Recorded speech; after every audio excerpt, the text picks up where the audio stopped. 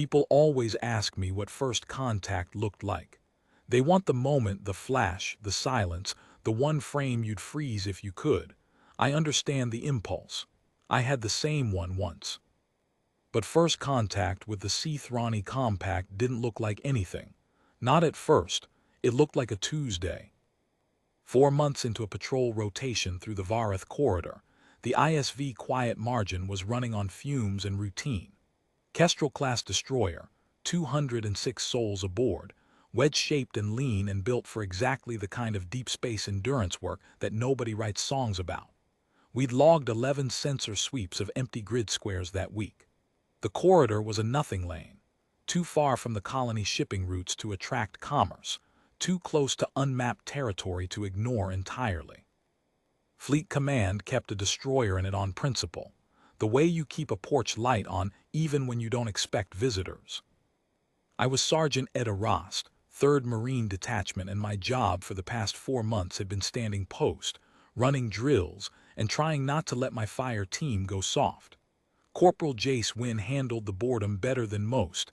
He read technical manuals the way other people read novels, cover to cover, then started again. Lance Corporal Tal DeVer handled it worse. She'd started talking to the bulkheads by month 3. We were 12 hours from the corridor's exit beacon, and the start of the transit home when the sensor watch called it. I was in the Marine Ready room, cleaning a sidearm that didn't need cleaning, when the shipwide address crackled and Chief Sensor Operator Bren's voice came through flat and measured, the way it always did when something was actually wrong. All hands sensor contact. Multiple returns bearing 035 by positive 12. Count is updating. Count is 40. 40 distinct signatures. No match in the registry, designating contact group as Sierra 1. 40. I set the sidearm down and looked at Wynn. He looked back. Neither of us said anything. There wasn't much to say. 40 unknown ships dead ahead in a corridor that had been empty for 4 months. You don't rehearse that. You just stop what you're doing and let the number land. DeVer appeared in the ready room hatch, boots unlaced, already reaching for her kit belt. She didn't ask what the count meant. The intercom had said it plainly enough. Signatures are heterogeneous, Bren added, her voice still flat but faster now, the professional cadence of someone relaying data while making sense of it herself. Multiple hull designs, multiple displacement classes. No 2 contacts matching in profile. This is not a uniform fleet. Updating Sierra 1. Heterogeneous. Multiple designs. A dozen different hull profiles would have been strange enough. 40 was something else. 40 ships that didn't look like each other, flying in formation, in a corridor that had been dead quiet since we'd entered it. I clipped my holster and checked the charge. Wynn was already sealed, standing by the hatch, waiting for me to decide what we were doing. Marines wait well. It's most of the job. Captain Navid Talani's voice replaced Bren's on the address within 45 seconds. Calm, unhurried, the way he always sounded, as if the universe had simply handed him the next item on his checklist and he was reading it aloud. All hands, this is the captain. We have 40 unidentified vessels at the corridor boundary. No hostile indicators at this time. We are maintaining course and speed. Condition 2 throughout the ship. Department heads, I want readiness reports in 5 minutes. That is all. Condition 2. Not Condition 1. Not battle stations. Talani was telling the crew and telling whoever was listening on those 40 ships that we were alert but not alarmed, that we had noticed them, that we were not changing course. I holstered the sidearm, checked my kit, and headed for the bridge. Marines don't get summoned to the bridge unless the captain expects guests or trouble, and in deep space, the line between the two is thinner than most people think. The bridge of the Quiet Margin was compact the way everything on a Kestrel class is compact, functional, armored, and deliberately ugly. No viewports, no dramatic sweeping windows, just stations, screens, and the low amber glow of standby lighting. Talani stood at the command rail, hands clasped behind his back, watching the main tactical plot where 40 blue diamonds held formation in a crescent shape at the edge of our sensor envelope. "Sergeant Rost," he said without turning, "glad you came up." "Captain, we've received a transmission. Text only, formatted in 3 languages we don't recognize and one we do, or close enough. The universal trade pigeon that the Meridian Cross contact established 8 months ago. Bren's people are cleaning it up now." I'd heard about the Meridian Cross contact. Everyone in the fleet had. First contact with an ancient civilization called the Cathari, somewhere in a nebula I couldn't find on a chart. The diplomatic attaché on that ship had apparently helped establish a rudimentary shared vocabulary, a pigeon, not a language, but enough to say we are here and we are not shooting. "What does the message say, sir?" Talani glanced at Lieutenant Pasha, his comms officer, who read from her screen. Approximate translation: "We are the C-Thrani Compact. We are 12 species. We govern this boundary. We request the protocol of first meeting. We will send 6 to your vessel. We will wait." 6 to our vessel. They wanted to board. Talani was quiet for a long moment. The bridge hummed around us, cooling systems, processor fans, the low vibration of the reactor 2 decks below. 40 ships sat at the edge of our sensors, holding a crescent formation with the patience of something that had done this before. "Sergeant," Talani said, "I'm going to agree to their protocol. I want your fire team as escort for the delegation. Sidearms only, standard diplomatic posture present but not pointed. You'll walk them through the ship on a supervised tour. CIC, crew quarters, mess, the armory corridor, and engineering. I want them to see everything they ask to see." I blinked. "Everything, sir." "Everything?" He turned, and his eyes were steady. "If they're coming aboard to decide whether we're a threat, I'd rather they make that decision with good information than bad. Show them the ship, Sergeant. The real ship, not a showroom." I understood, or I thought I did. Later I realized Talani understood something I didn't, that transparency is its own kind of weapon, if what you're showing is the truth. "Rules of engagement, sir. Don't shoot them. Don't let them shoot us. Don't let them touch the reactor core. Everything else is conversation." "Aye, sir." I went back to the ready room and briefed my team. Wynne took it the way he took everything, a nod, a check of his kit, a question about the aliens' atmospheric requirements. Dever took it worse. "They want to sleep here," she said. "It's a 12-hour assessment protocol," I said. "That's what the follow-up transmission specified. They'll board, tour the ship, rest in assigned quarters, and depart at the 12-hour mark." "That's a sleepover, Sarge." "That's first contact, Dever, kid up." The docking happened 90 minutes later. The quiet margin didn't have a proper diplomatic bay. Kestrel-class destroyers don't entertain. So the aliens matched our starboard airlock using a shuttle that looked like it had been assembled from 6 different design philosophies, and then told to agree with itself. It was bulbous where our ships were angular, translucent where ours were armored, and it moved with a strange organic fluidity, as if its hull was semi-rigid membrane rather than plate steel. I stood at the inner airlock door with Wynne and Dever, sidearms holstered, dress covers on, and waited while the environmental sensors confirmed the atmosphere on the other side was close enough to ours to skip full suit protocol. Close enough. Not identical. The air that seeped through when the lock cycled carried a faint smell like wet mineral, like the inside of a cave after rain. The door opened. 6 beings stood in the airlock vestibule, and no 2 of them looked like they belonged to the same evolutionary tree. The first was taller than any of us, maybe 2 meters and change, and thin in a way that suggested a low-gravity origin. Its skin was a pale amber, and its eyes were large, dark, and set wide apart on a narrow face. It wore a sash of some woven material across its torso, and it moved with a deliberate, careful grace, as if every gesture was chosen. This was the one who spoke first, in that halting pigeon. I am compact speaker Releth. I speak for the 12. I am C. Thrani. I inclined my head. Sergeant Etta Rost, Interstellar Service Vessel Quiet Margin. Welcome aboard. Compact speaker. I'll be your escort during the assessment. Releth studied me with those wide-set eyes. I had the impression of being looked at the way you look at a map, not at the lines, but at the spaces between them.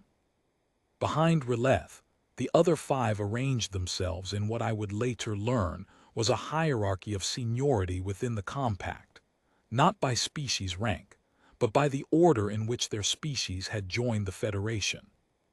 The second was short and broad, barely reaching my shoulder, with dense plating visible beneath translucent gray skin, not armor worn but armor grown.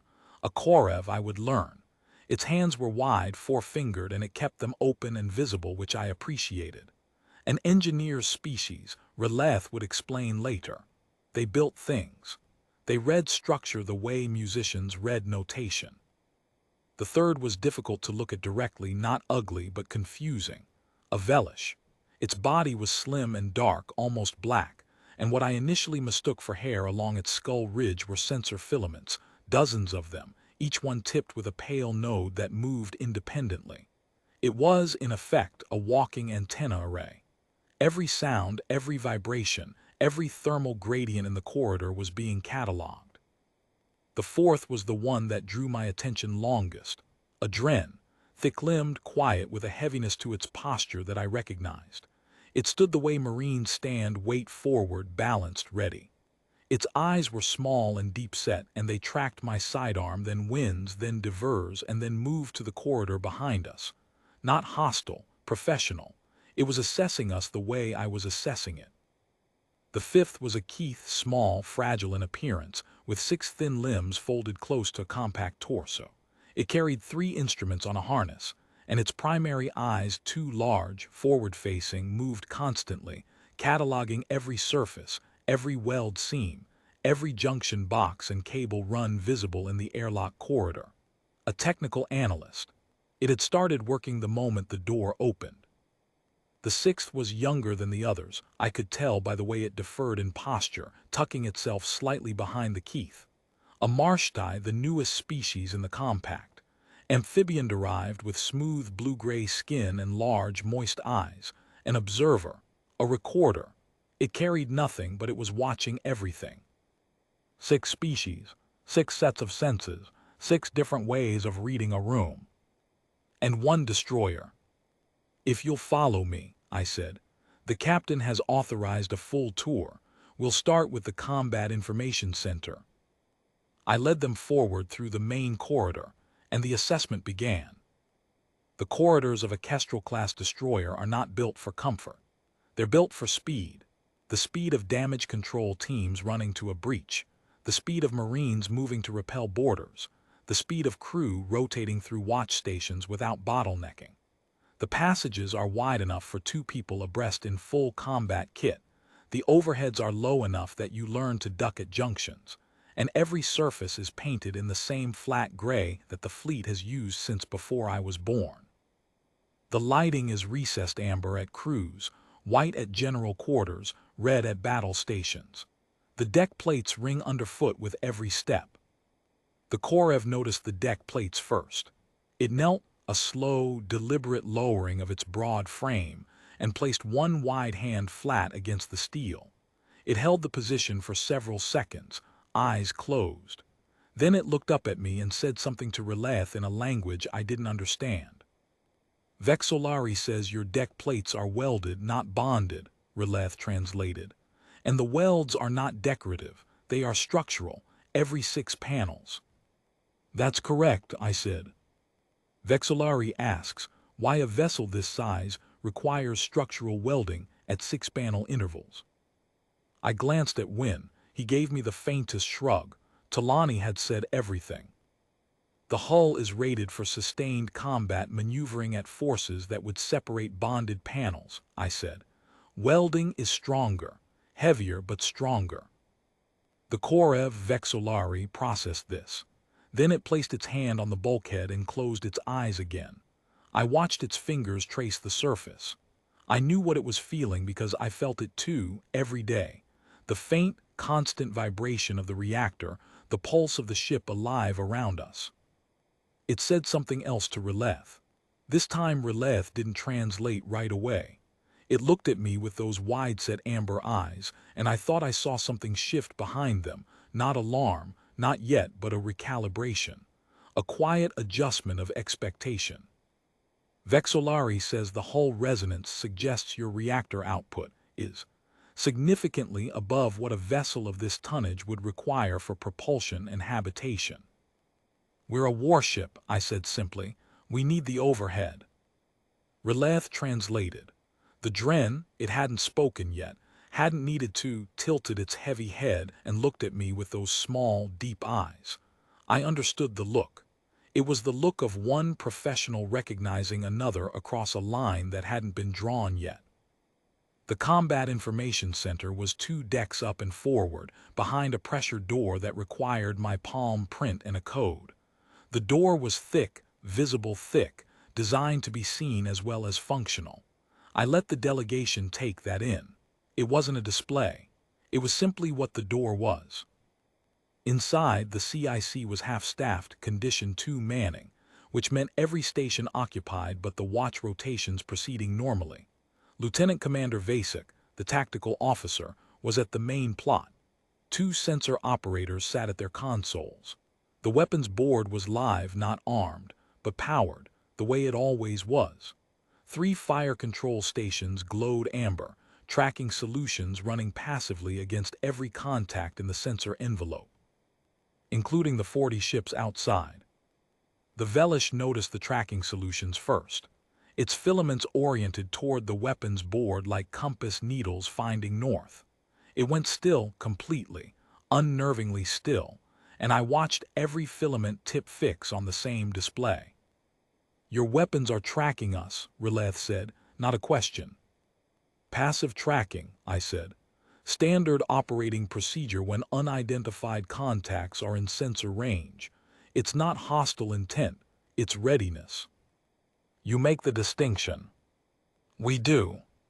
Releth looked at the Velish, who was still fixed on the weapons board. Then at the Dren, who had moved without being told, without asking, to a position where it could see both the main plot and the door simultaneously. It had mapped the room's geometry in seconds.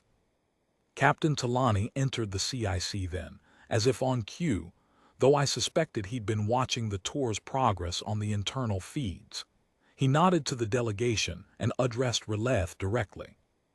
Compact speaker, welcome to our CIC. Everything you see here is operational. I've instructed my crew to answer any technical questions you ask. We have nothing to hide. You have 40 of our ships outside your hull, Releth said, and you have nothing to hide. We have nothing we need to hide, Talani corrected gently. There's a difference. Releth considered this. The Keith had already begun scanning the CIC with one of its instruments, some kind of passive spectral reader from what I could tell. It moved along the bulkheads with its 6 limbs in a fluid skittering motion, pausing at each station, each cable run, each junction. I watched it reach the reactor status board, pause, and run the scanner across it twice. Then it looked at the Korev. The Korev looked at Releth, and Releth, for the first time, looked uncertain. Your vessel is more than we anticipated, Releth said carefully. Talani nodded. We're a patrol destroyer, standard complement, standard armament for our class. Standard. Yes. The word sat in the CIC like a stone dropped into still water. Standard. I watched the delegation absorb it, each species processing through its own sensory architecture. The Velish's filaments rippled. The Korev's plated hands flexed and closed. The Dren's eyes moved from Talani to me, then to Wynne, then to the weapons board, then back. Standard, this was standard. I led them out of the CIC and into the crew quarters section. It was a deliberate choice on the captain's part, after showing them the weapons and the tracking, show them where the people sleep. Show them that this is a place where 200 humans live, not just a platform for guns. The crew quarters on a Kestrel class are not generous. Two-person staterooms for officers, 40 compartment for enlisted, 60 compartment for junior enlisted and Marines. Bunks stacked, lockers narrow, desks folding, every surface used, every cubic meter accounted for. The corridors in this section were narrower, the lighting warmer. And the sounds different, music leaking from behind a closed hatch, the low murmur of conversation, someone laughing. The Marshtai, the young observer, stopped at the sound of the laughter. It turned its smooth blue-gray head toward the source and held still. I thought at first it was alarmed.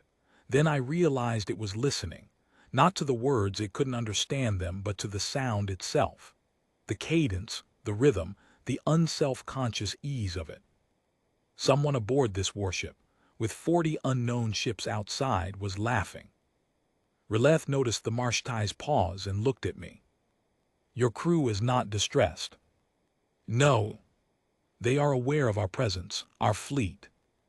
They were informed at the time of detection. Condition 2 is an alert status, not an emergency status. The crew trusts the watch teams and the captain. If there were a threat, they'd know. And in the meantime, they laugh.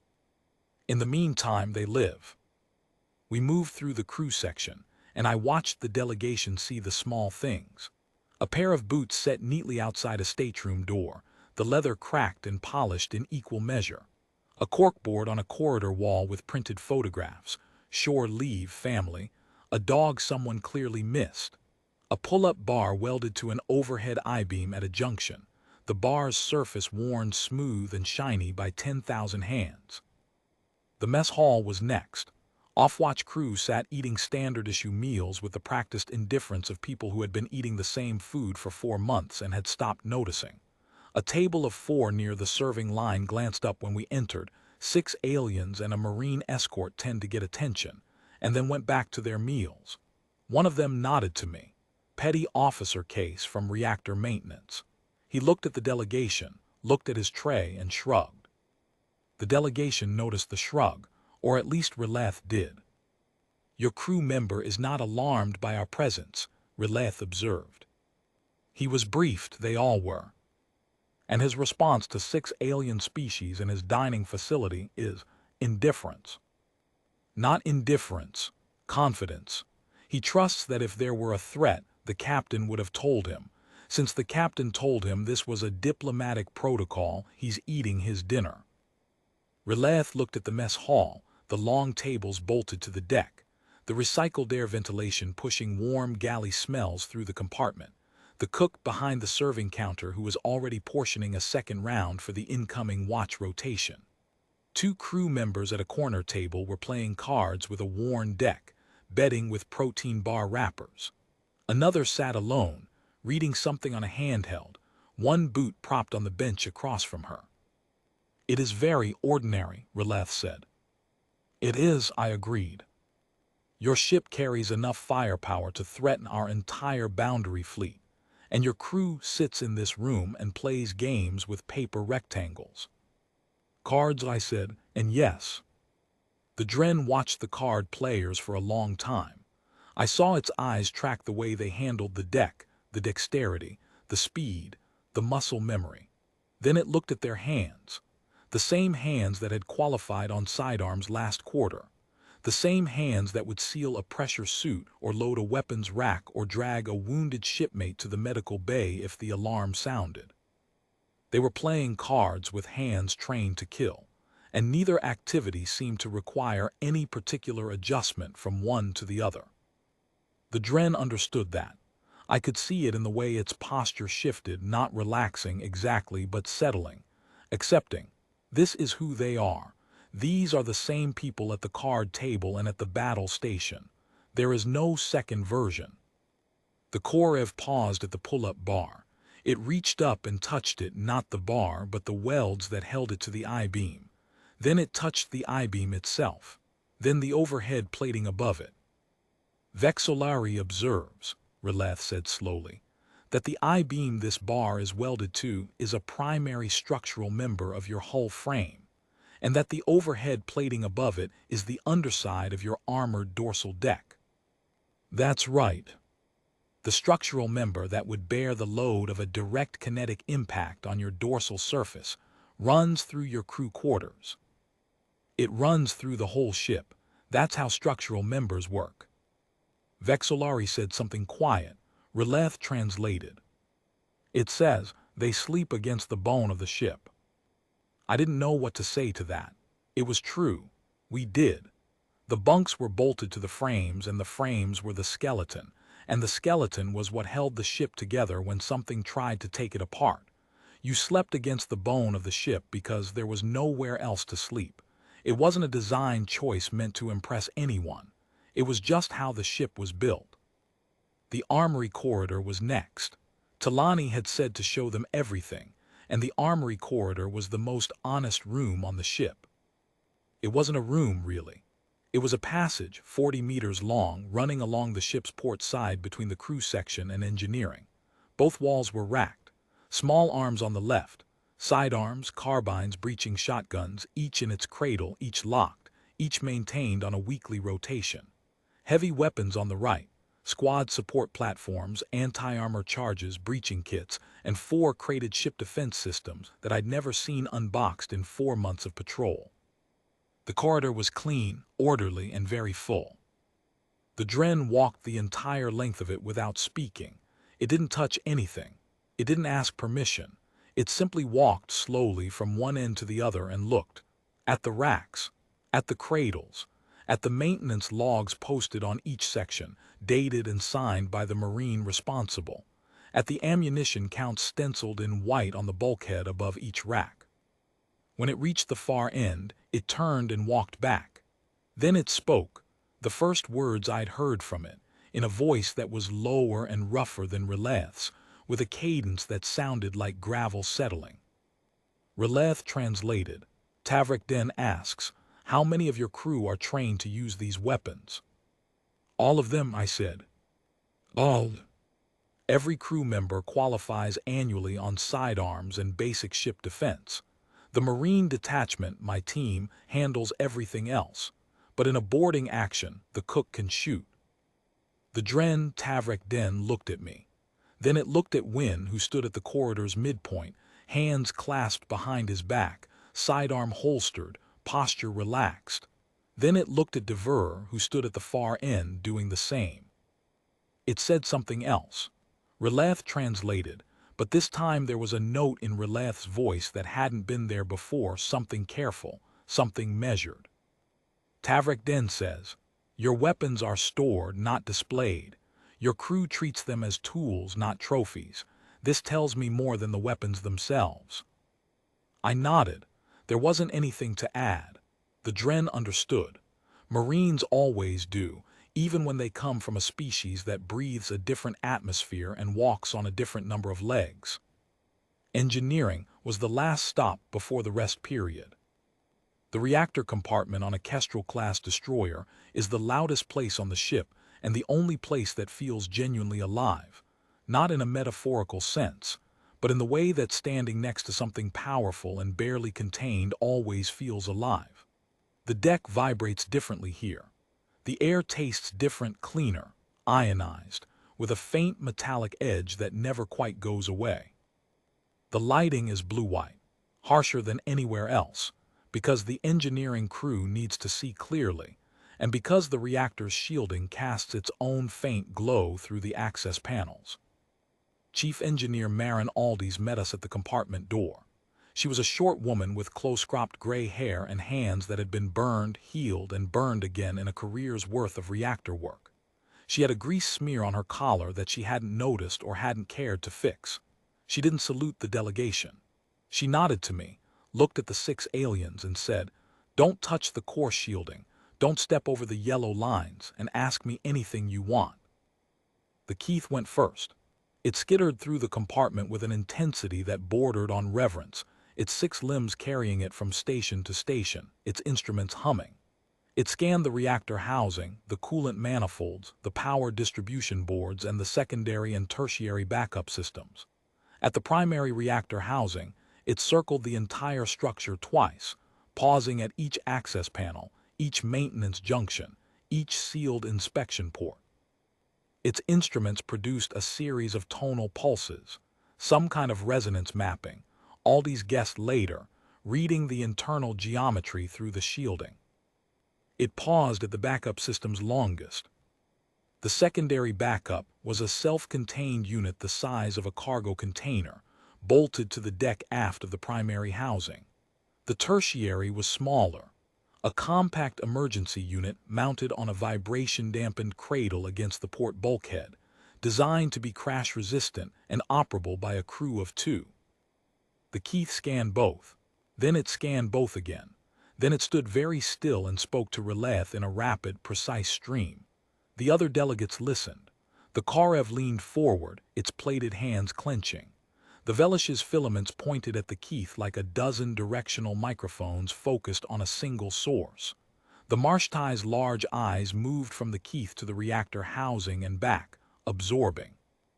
"Yoren Keith has a question," Releth said. "It asks, why does your reactor have 3 independent backup systems?" Chief Aldi's answered before I could. "Because the first one might fail and the second one might fail, and if the third one fails, we're dead. So we build 3. "Your other ships," Releth said, "do they also carry 3? "Every ship in the fleet," Aldi said, "down to the corvettes." Silence. The reactor hummed. The Keith's instruments hummed with it, a half-step off, creating a faint dissonance that I felt in my teeth. "Yoren Keith observes," Releth said finally, "that your tertiary backup system alone produces more power than the primary reactors on most compact cruisers." Aldi's looked at me. I looked at her. Neither of us knew what to say to that because the tertiary backup was the smallest system in the compartment, the one we thought of as the emergency option, the one nobody wanted to need. It was rated for exactly enough power to maintain life support, basic navigation, and 1 weapons array for 72 hours. It was the system that got you home if everything else was gone. And it was more powerful than their primaries. Aldi's recovered first. "It's a robust design," she said, which was the most diplomatic thing I'd ever heard her say. We finished the engineering tour and led the delegation to their assigned quarters, a converted briefing room on Deck 3, fitted with 6 temporary berths and an environmental adjustment unit that could modify the air mix if needed. The Marshtai required slightly higher humidity. The unit handled it. "The assessment period is 12 hours, Releth said at the threshold. "We will rest now. At the 6-hour mark, we would speak with your captain." "I'll inform him," I said. The delegation filed in. One by one, each species settling into its berth in its own way, the Karev lowering itself carefully, the Keith folding its 6 limbs into a compact arrangement, the Dren simply sitting and going still. The Marshtai was the last to enter. It paused at the door and looked at me with those large, moist eyes. "Thank you," it said, in the pidgin with an accent so thick I almost missed it, 2 words carefully assembled. "You're welcome," I said. The door closed. I posted Win outside and took Dever down the corridor, out of earshot. "Thoughts," I said. "The Dren is the one to watch. Military, knows exactly what it's looking at." "Agreed, what else?" Dever was quiet for a moment. Then she said something that surprised me. "Sarge, they're scared." "Of us?" "Of what we are. They came here expecting to assess a newcomer. A single ship on patrol, easy to approach, easy to read. And every room we walked them through, every system they scanned, every question they asked, the answer was worse than they expected. Not worse meaning bad, worse meaning bigger, that backup reactor. The weapons load, the structural welding. The fact that we're not even a capital ship. We're a destroyer, a patrol unit. And we're more than they planned for." I thought about that. She was right, but there was something else. They weren't just scared. The Marshtai had said thank you. The Dren had acknowledged us as professionals. Releth's uncertainty wasn't the uncertainty of someone preparing for a fight. It was the uncertainty of someone recalculating a plan that had assumed a smaller variable.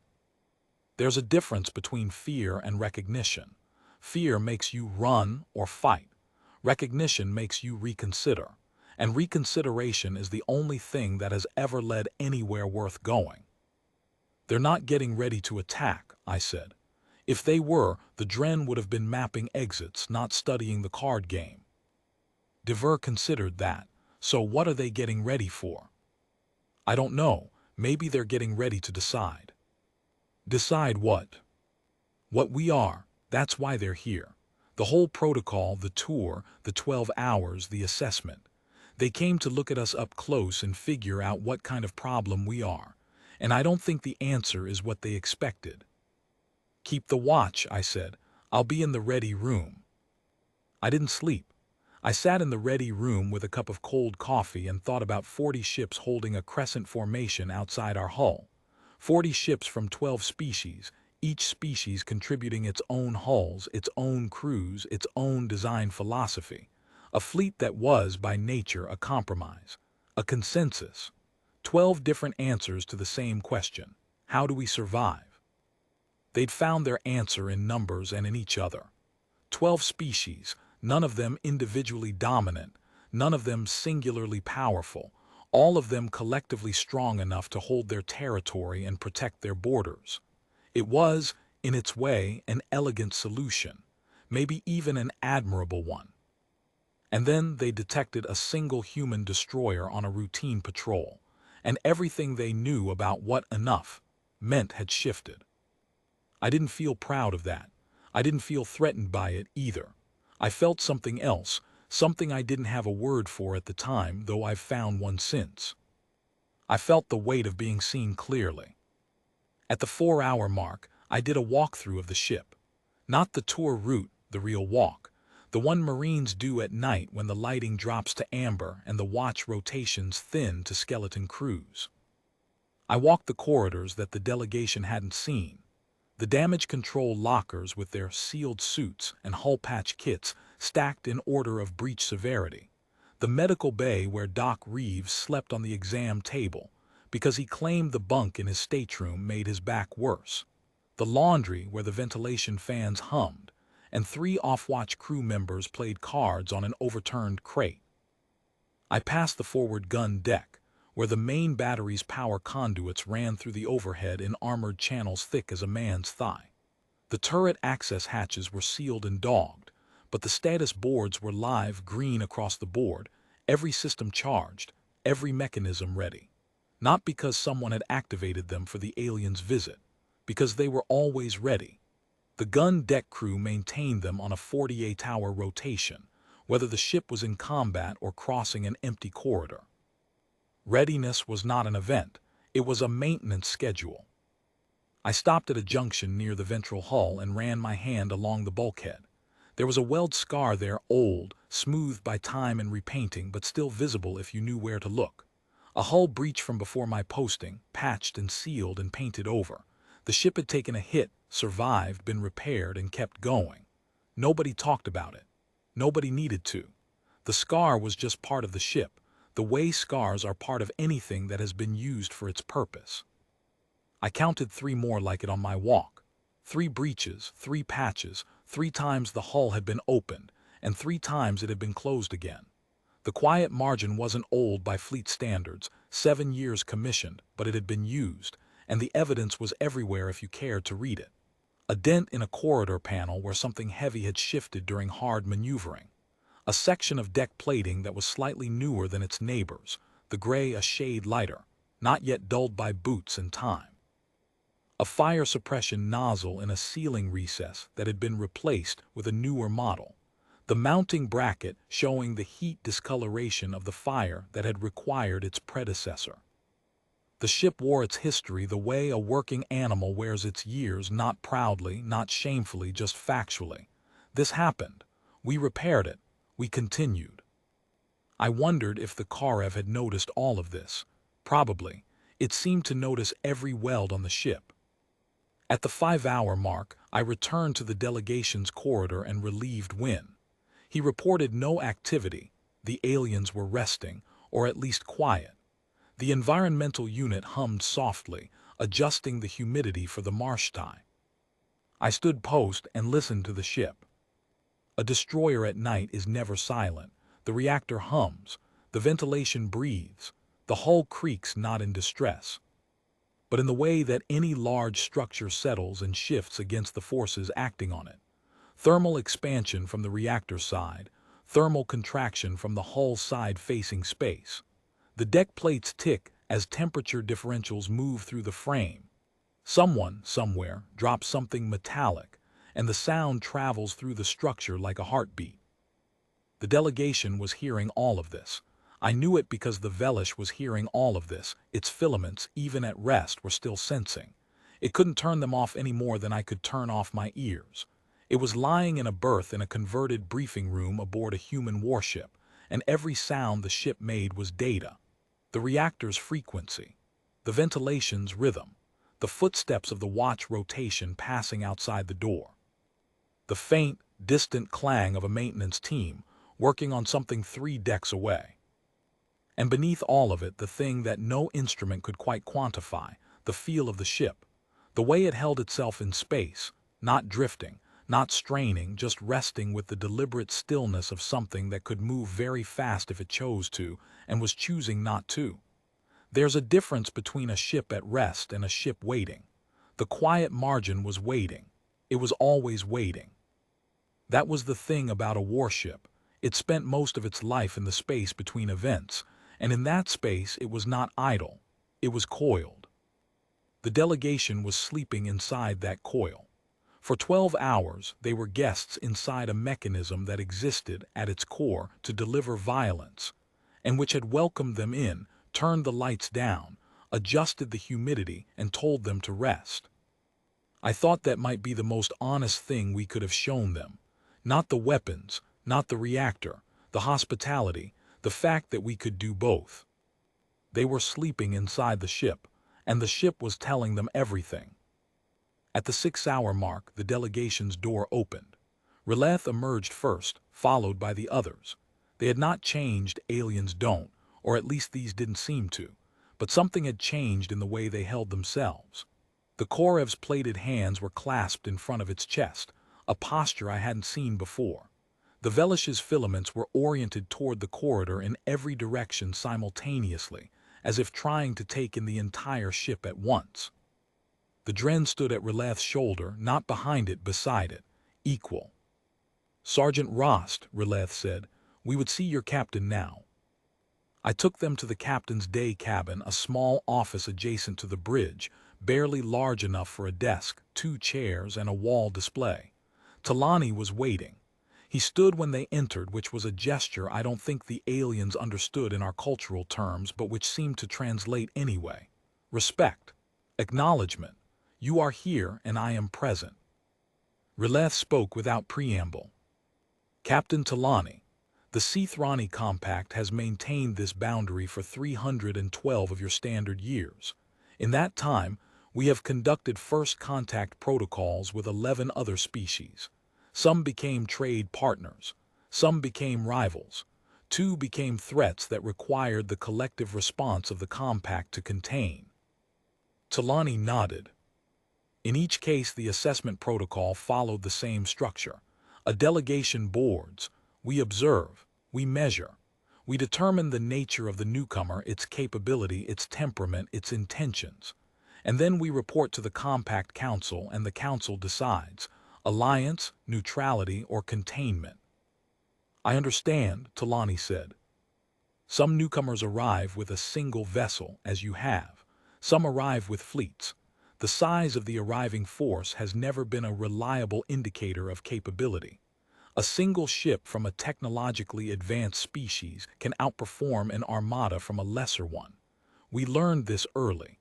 It is why we assess rather than assume." "A sound policy," Talani said. "It has served us, but it relies on a principle that has, until now, held constant, that capability can be measured. That every species, however advanced, has a ceiling that becomes visible during the assessment window. Weapons yield, reactor output, hull integrity, crew discipline, these are quantifiable values. We record them, compare them to known species, and determine where the newcomer falls in the order of things." Releth paused, its thin hands folded together at its chest, a gesture I hadn't seen before, and which I would later learn was the Cithrani equivalent of choosing one's next words with great care. "I do not think you understand what I am about to say," Releth continued, and its voice was very quiet. "In 11 prior assessments, the delegation was able to categorize the newcomer within the first 2 hours. Capability is usually evident quickly. A ship reveals itself through its construction, its crew, its systems. Within 2 hours, we have enough to report." Talani waited. "We have been aboard your vessel for 6 hours," Releth said, "and we have not finished categorizing you." The cabin was very quiet. I stood at the door with Wynne, and I could hear my own breathing. "This vessel," Releth continued, "is by your own statement a standard patrol destroyer, a single ship, not a flagship, not a command vessel, not your most powerful class, a patrol unit returning from a routine deployment." "That's correct. Captain, the Cithrani Compact fields 40 ships on this boundary, the combined contribution of 12 member species. 40 ships represents a significant portion of our collective naval strength. It is the force we deploy when we wish to be taken seriously." Talani said nothing. "Your single patrol destroyer carries more weapons than any 3 of our ships combined. Your structural engineering exceeds our capital ship standards. Your reactor output, including your backup systems, surpasses the primary output of our largest cruiser. Your crew, all 200 of them, are trained in the use of every weapon aboard. Your Marines stand watch not because they are ordered to, but because the watch is part of who they are. Your ship is not ready for battle. Your ship is always ready. There is no separate state. Readiness is the default." Releth paused. The Dren beside it was watching Talani with those small, deep eyes. The Korev had placed one hand flat on the day cabin's desk, feeling the ship through the furniture, through the frame, through the bone. "We came here with 40 ships," Releth said. "We came to assess a newcomer. We came prepared, we believed, for any category." Talani met Releth's gaze and held it. I saw nothing in his expression except patience. "You do not fit our categories," Releth said, "and that is significant." The word landed in the room like a held breath finally released. I felt wind shift beside me. Dever, I knew, was listening on the corridor feed outside. Talani spoke carefully. "Compact speaker, we are what we appear to be. A patrol ship on a routine deployment, returning home. We didn't come to this boundary looking for a confrontation, and we're not looking for one now. If your compact governs this space, then we respect that. We're passing through. And if we asked you to stop, then we'd have a conversation about why. And if the conversation did not satisfy, then we'd have a longer conversation." Releth made a sound, a low, resonant hum from somewhere in its narrow chest. It took me a moment to realize it was the Cithrani equivalent of a laugh. Not amusement exactly, but recognition. The recognition of someone who has asked a question and received the answer they expected, and found that the expectation was, itself, the point. "Your species," Releth said. "How many vessels of this class do you field?" Talani didn't hesitate. "That information is classified, but I can tell you that the Kestrel class is not our largest ship, and it is not our most numerous." The Dren closed its eyes.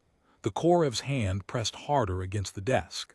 The Velish's filaments went flat, every single one, and lay against its skull like hair pressed down by wind. "Captain," Releth said, "I will make my report to the Compact Council. I will recommend that the Compact extend a non-aggression corridor through this sector, effective immediately. Your ship, and any ships of your kind, may transit freely. We will not impede your passage. And in return, we ask that you do not impede ours, and that if you encounter any compact vessel in distress, you render aid as you would to your own." Talani considered this for a long moment.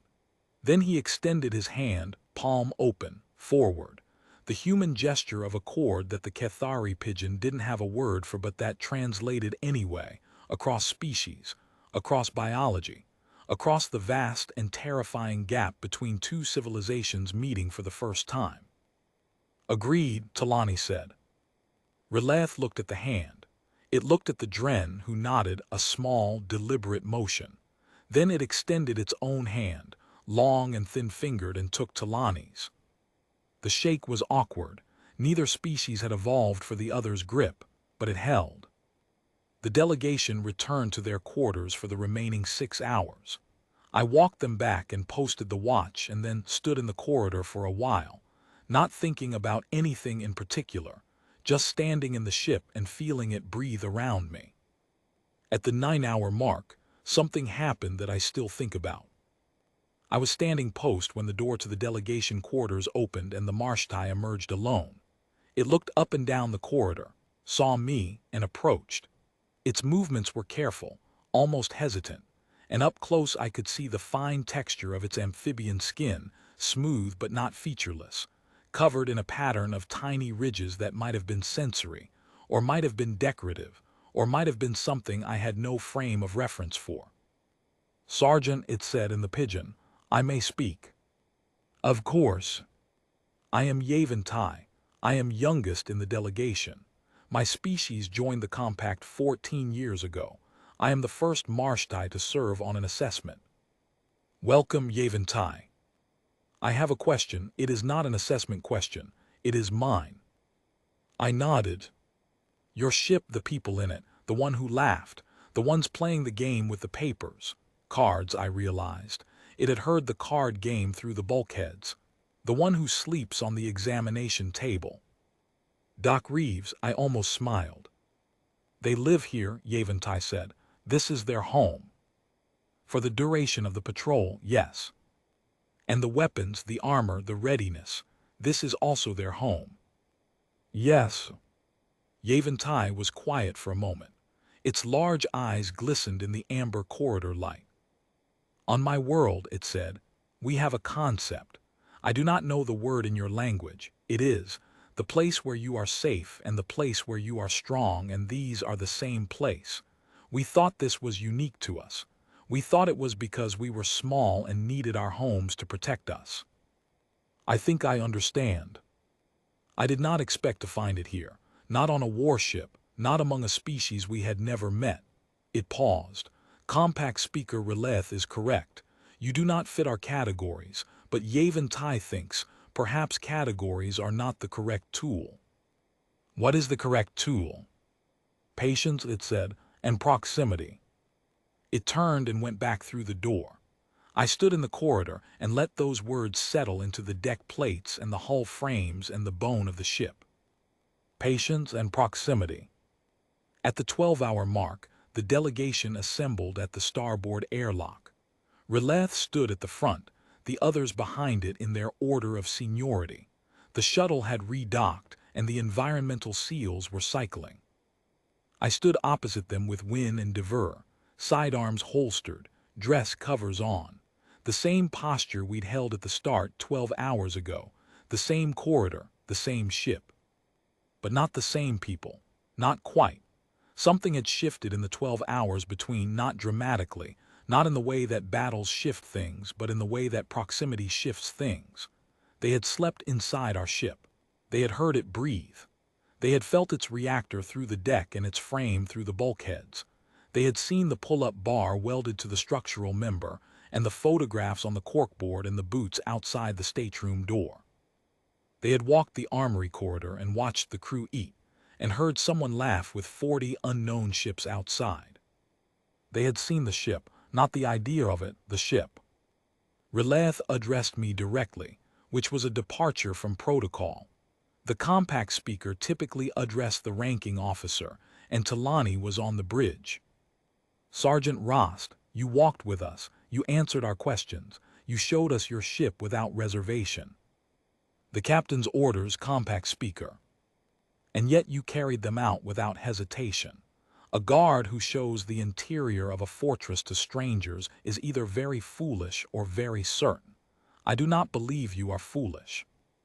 "I try not to be, sir." Releth made that low humming sound again, the recognition laugh. The Dren, beside it, did something I didn't expect. It straightened to its full height, squared its heavy shoulders, and brought one fist to its chest. A salute. Not a human salute, its own, from its own tradition, from whatever martial code the Dren carried with them into the compact. I recognized it for what it was, one soldier acknowledging another. I returned it the only way I knew how. I came to attention, inclined my head, and held the position for 3 seconds. Formal, respectful, earned. The Dren held my gaze. Then it dropped its fist and turned toward the airlock.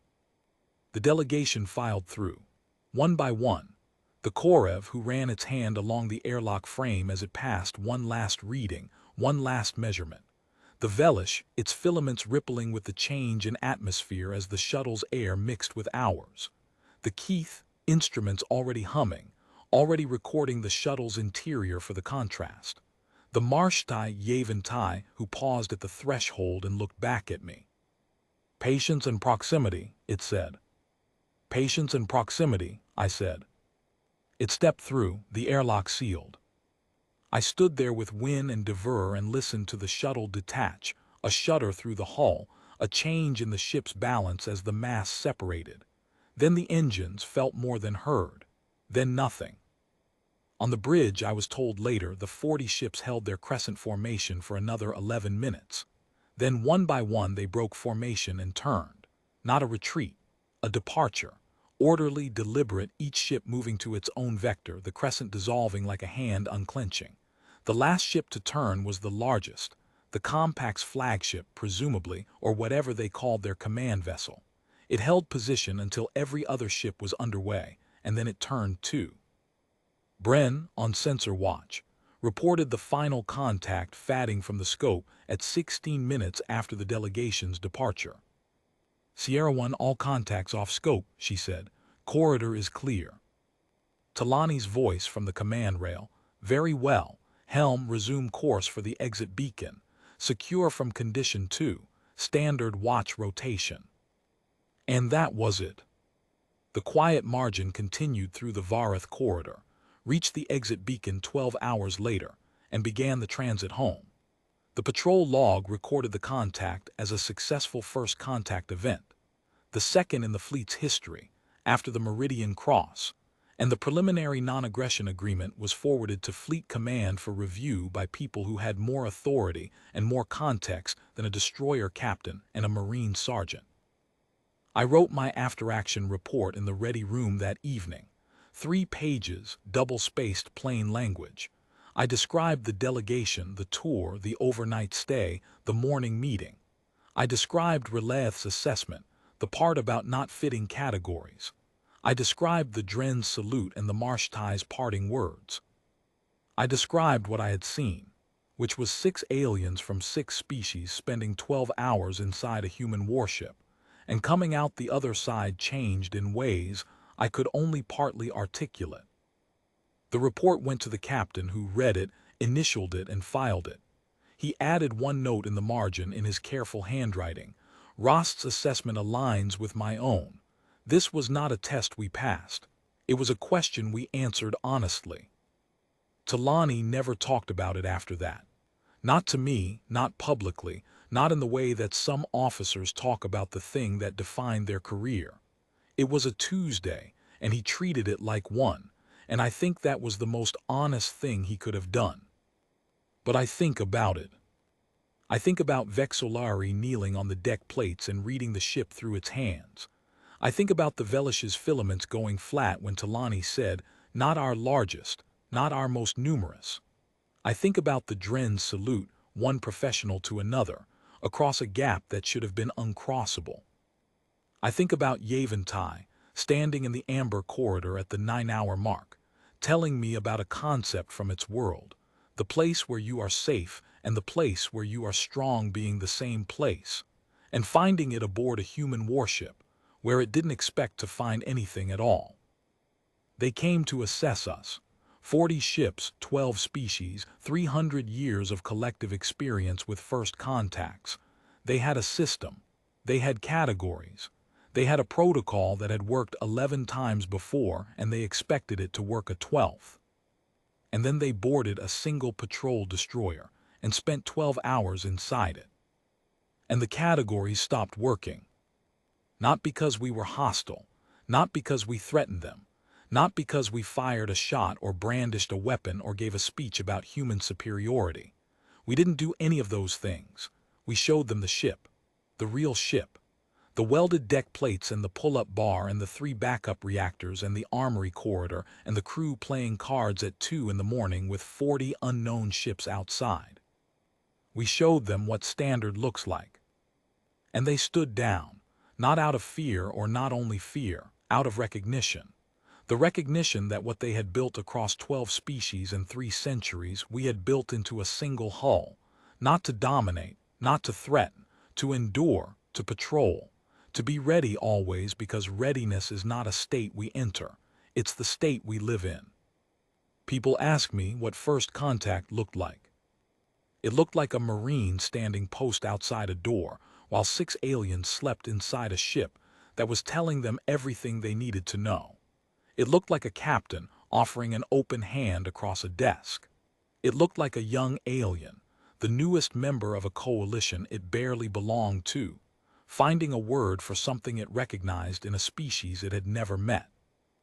It looked like patience and proximity, and the quiet, heavy, honest fact of a destroyer holding its ground, not against an enemy, but in the presence of a question.